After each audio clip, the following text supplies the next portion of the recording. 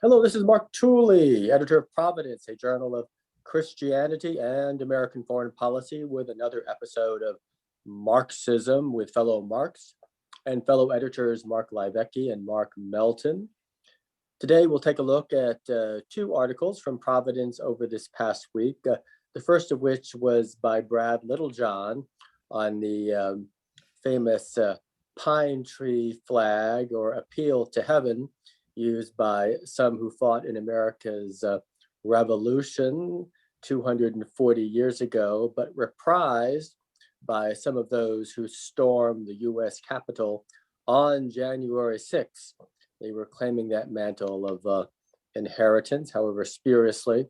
And the flag and the slogan, "An Appeal to Heaven," date to John Locke, the 17th century philosopher whose beliefs inspired, to some extent, the founding fathers, and who asserted that when there is no other recourse under a tyranny, the people may appeal to heaven for justice and, in effect, take matters into their own hands.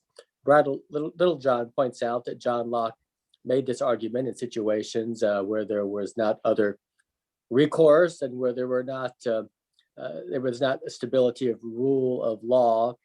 He does not believe that situation exists today in America in the year 2021, and finds it distressing that there are those who do feel as though they can subvert or work around the law in this quote unquote Lockean appeal to heaven.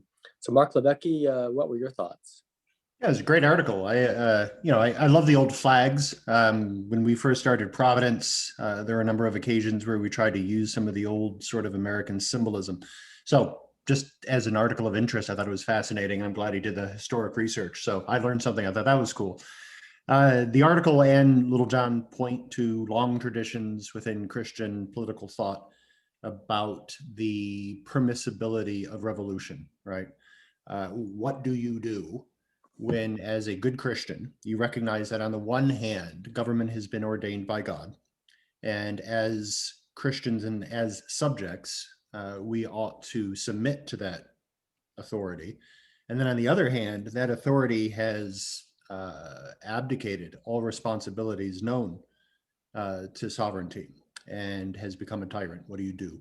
And the Christian tradition goes back and forth on this. Various thinkers think various things. Going back to Thomas Aquinas, he said that the people can't revolt.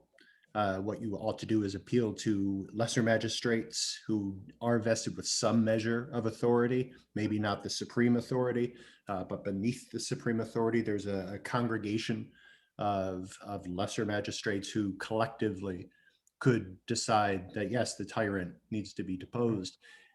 And absent that, even Thomas Aquinas, I think, would have something like an appeal to heaven, not in the second sense that Littlejohn is indicating, where you take matters into your own hands, but in the first sense, in that you appeal to heaven and you say, okay, now is not the only time in which I shall live, and there will be a time after this time, and I will have justice then. So it's a long tradition, and I think Littlejohn did a great job of bringing it up to date and seeing how it worked on January 6th. And he was absolutely right, of course, to say that those storming the Capitol with any intention of a genuine insurrection had no grounds, theologically at least, to stand on. So any appeal to heaven that they are making, if it's in that second sense, from Brad Littlejohn down to Thomas Aquinas, would be the assertion that they have not yet done their homework. They have no rights to do what they're doing. So is that an important distinction between John Locke and the English Puritans and Thomas Aquinas, the appeal to heaven? For the Puritans and John Locke, there was a time where it's no longer just prayer and patience, but you take up arms. Right. And I think you can find that in certain conditions under, very limited specific circumstances. You can find that in some of the, the greater lights of Christian political thought. But I'm not sure of any occasion where, one of the luminaries suggests that the mob can decide, yes, it's time. There's always going to be questions over who those lesser magistrates are. In the American Revolution, I think we had a set of lesser magistrates who could look at the situation and say, given the authority that we do have, we have determined that now is the time to throw off a mantle of tyranny. Mark Melton, at your new suburban home, will you be flying the pine tree flag? No, I will not be doing that. I actually plan on getting one of the new Mississippi flags, hopefully at some point, with the new magnolia, and so maybe the that magnolia one. flag. Yeah, well, it has a magnolia and a star in there, and so it's a lot better than the last flag with the Confederate banner, which I would not have flown. But I would not be flying the pine tree flag either. It was an interesting piece that, like Lebecki was saying, like some of the history I wasn't that familiar with, and also the fact that Locke was kind of very neatly critiquing some of his opponents who said that there was no appeal to heaven, you just could pray. And he's like, no, you had an appeal to heaven, to arms. That's kind of an interesting viewpoint, but like in this modern context is very disturbing, as Lebecki was saying. I think, the one thing, and again, whenever I say anything like this, I'm afraid that I'm going to be heard as somehow justifying, Buffalo Boy with the horns and painted face. I'm not trying to do that. But Littlejohn also touched on the idea that this appeal to heaven is either made to, the appeal is either made to heaven or to arms, and that a people will feel that when they cannot trust in the law, they might feel they have no other choice than to trust in arms, trial by combat or trial by ordeal, some of these more graphic ways of adjudicating disputes. The one thing I will say is that, especially in a liberal democracy, both sides, or all sides, however many there happen to be, it seems to me we need to recognize that we need to fight one another, to contend in this contest of ideas. I mean, with the sober-minded realization that if we fight to the nth degree and take away any opportunity for the other side to trust us, and to think that we feel like we are together in this democratic experiment, then we push people in directions that we probably don't want to push them, where the desperate will fight back. That's what the desperate do.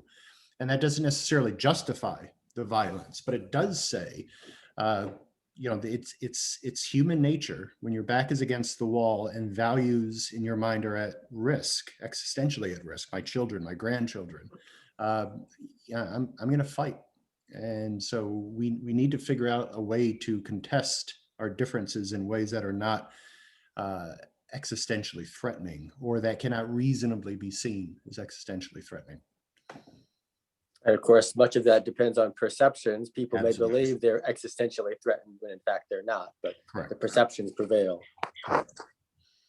Well, on a somewhat related historical topic, there was an interview this week with the historian Allen Guelzo, now at Princeton University, who provocatively questions whether conservatives should unquestioningly admire and follow the English statesman Edmund Burke, whom he describes as a romanticist who was attached to his particular time and place, unlike America's founding fathers, who looked to natural law and to universal principles upon which the Declaration of Independence was based and echoed by Abraham Lincoln and so much else in American history. So it was a very interesting point, this dichotomy between the founders and Burke. Mark Lebecki, what were your thoughts? I should point out that Allen Guelzo was an ordained Episcopal clergy, so he also speaks from a theological perspective and pointed out that America's founding fathers, their universality, although mediated through the Enlightenment, was ultimately rooted in the universality of the gospel and the Christian church. So, Mark Lebecki? Yeah, fantastic. If we were doing like a Marxism version of, I don't know what, America's Got Talent or the Academy Has Talent, I would be like giving Guelzo 10s for style and delivery and all sorts of things. He is cut from old cloth, and he is a fantastic public speaker. So I commend your interview with him, but I also commend online, you can find a bunch of talks that Guelzo has done on, I always want to call him Henry, but I think it's Harry Jaffa, on some of Lincoln's, some of the work he's done on Lincoln. Guelzo is also a Lincoln acolyte, and just absolutely fantastic stuff out there. Your interview, I don't know Burke well enough to even pretend to contest his thesis. Some of the little say this: if his thesis is correct, then it's a slam dunk. The clause in the American Declaration that all men are created equal, that's not by chance. And the founders didn't think that that was by chance, because we happen to have a set of common laws that allow us to say all men are created equal.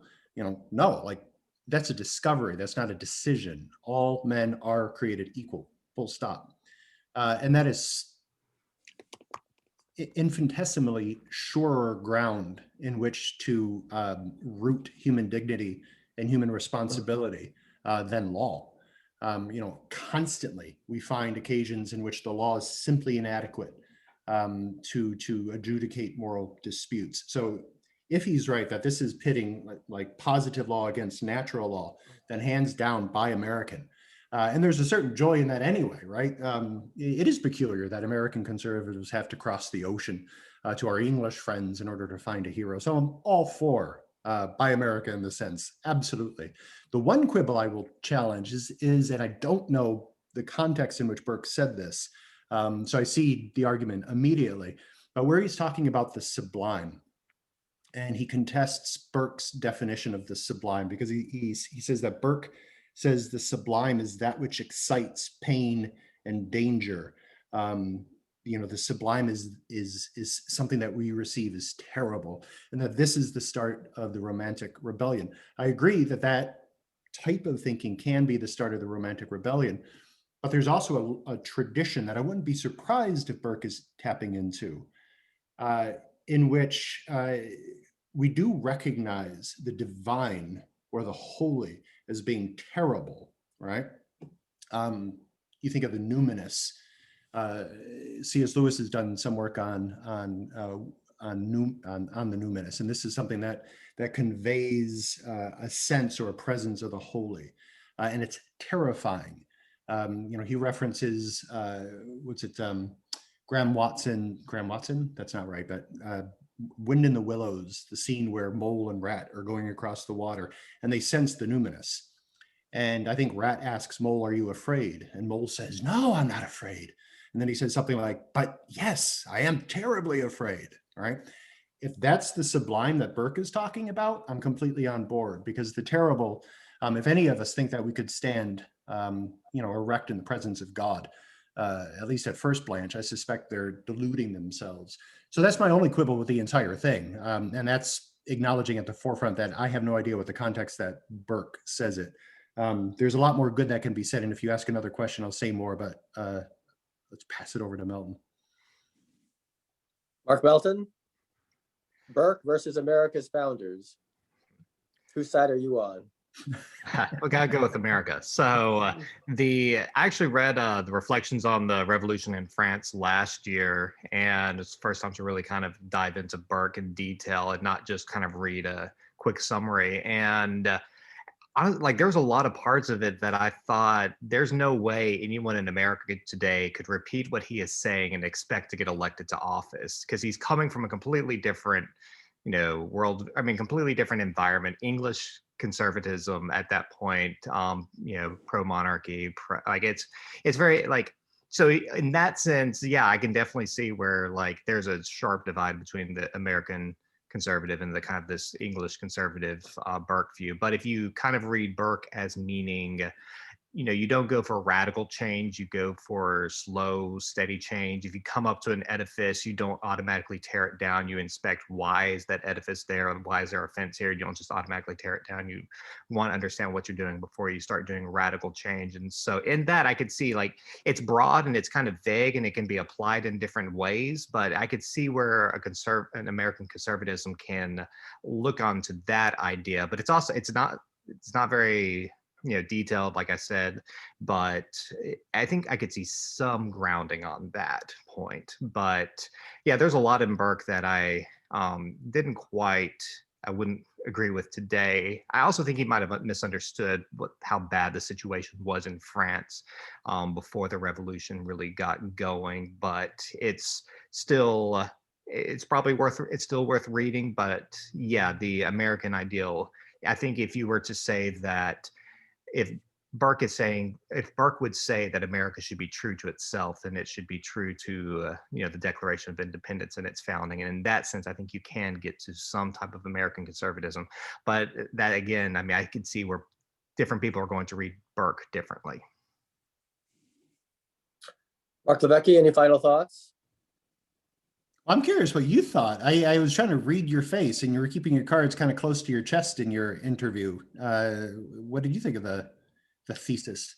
He persuaded me I need to read more of Burke, but yes, I do think that's central to America's self-identity, the appeal to universal human rights and natural law. And so I don't think that Burkean conservatism is an easy transfer to American conservatism.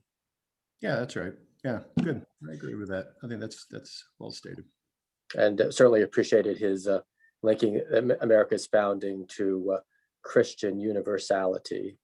Well, his disquisition on the blanket coming down with all the unclean food was absolutely fantastic, and apparently just like flowed freely from his mind. I think he's read so much Lincoln, he talks like Lincoln. Such a Lincoln. terrible thing.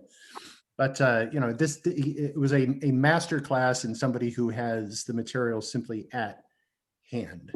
A true scholar. So much fun.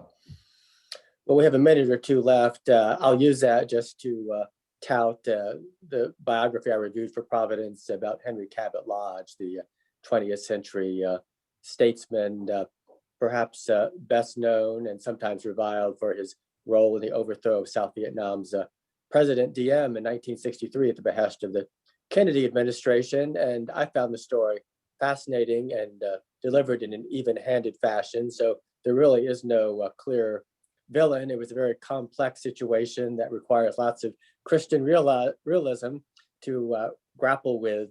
But Diem, of course, was a legitimate South Vietnamese nationalist, patriot, Roman Catholic, deeply devoted to his country, but after 7 or 8 years of rule was somewhat detached from reality and essentially was ruling the country through his clan of a family and through the Catholic Church over the Buddhist majority with predictable reactions from the Buddhist majority. And so the Kennedy administration decided he likely would have to go without thinking through what the consequences would be. And tragically, he was assassinated during that coup. So Mark Levesque, quick thought, would you have defended Diem or participated in his overthrow?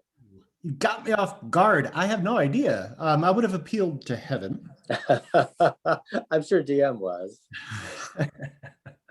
Excellent. I'll read the book or I'll read your review and jump in. Mark Melton, any plans for the weekend that you want to share with the public? You're on record now. Well, I got some, a good video game can play a little bit for a couple hours, but aren't you busy preparing for your new house? Well, it's not being finished. It's not finished yet, so. Surely in your mind, you need to be preparing for what's going to happen. Well, that's taken up a lot of time lately, so yeah. Mark Melton, Mark Levesque, thank you for another episode of Marksism. Until next week, bye-bye. Bye.